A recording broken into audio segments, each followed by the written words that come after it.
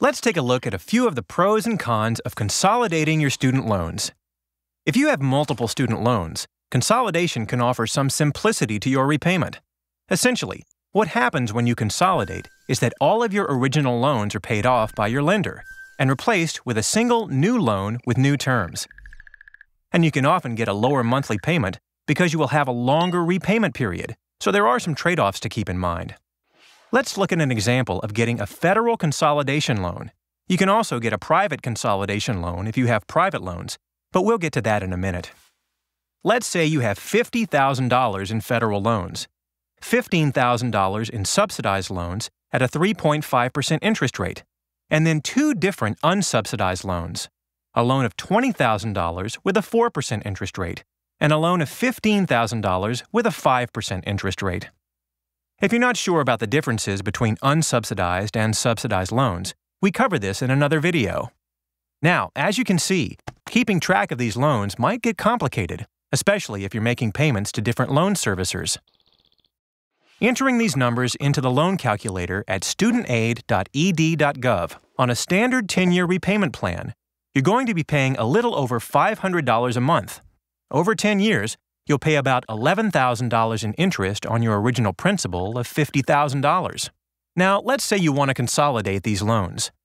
Under your new loan terms, your loans will be consolidated into one $50,000 loan, and you'll have one new fixed interest rate, which is determined by taking the weighted average of the interest rates on your previous loans and rounding up to the nearest 1/8 of 1%. In this case, that's 4.25%. Now, entering your loan information into a loan consolidation calculator, you'll find that consolidating your loans gives you a new repayment period, which is figured based on the amount you owe. The more you owe, the longer this repayment period will be. It can vary from 10 to 30 years, but in this case, it's going to be 25 years, and your new monthly payment will be about $270. That's a lot less than the $500 a month you would have spent on a standard 10-year repayment plan. But paying $270 per month for 25 years means you'll be paying a total of about $81,250 over the life of your loan. Subtract your original $50,000, and you'll see you're paying over $31,000 in interest, compared to the $11,000 you'd pay on a standard 10-year plan. So while simpler and lower monthly payments might give you some relief in the present, the trade-off is that it can cost you a lot more over time.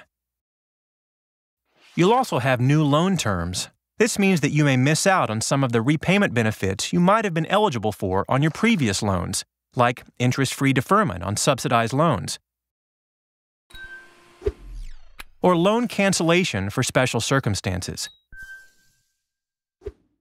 But if you do decide to consolidate your loans, it's good to keep in mind that you always have the option of paying more than your monthly payment, which can save you money over time, while still having the flexibility of not having to make the higher monthly payments that you would have on a standard 10-year plan. But everyone's situation is different. If you're struggling to make payments on your original loans, you might consider repayment options other than loan consolidation, like an income-based repayment plan. Or if you run into a financial hardship and need short-term relief, you might consider deferment or forbearance.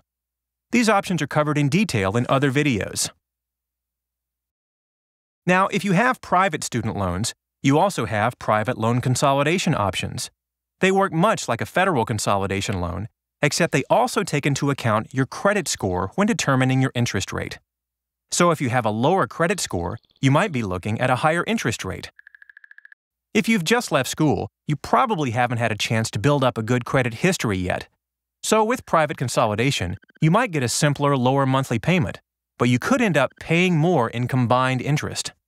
But if you happen to have a steady job and have built up a good credit score, you might be able to get a lower interest rate from another lender than your current private loans. So it might be worth looking into. So while loan consolidation can make your monthly payment simpler, if you have multiple loans with different interest rates, you could end up paying a lot more if you extend your repayment period. But by comparing the pros and cons of each repayment plan available, you'll be able to find out which option is right for you.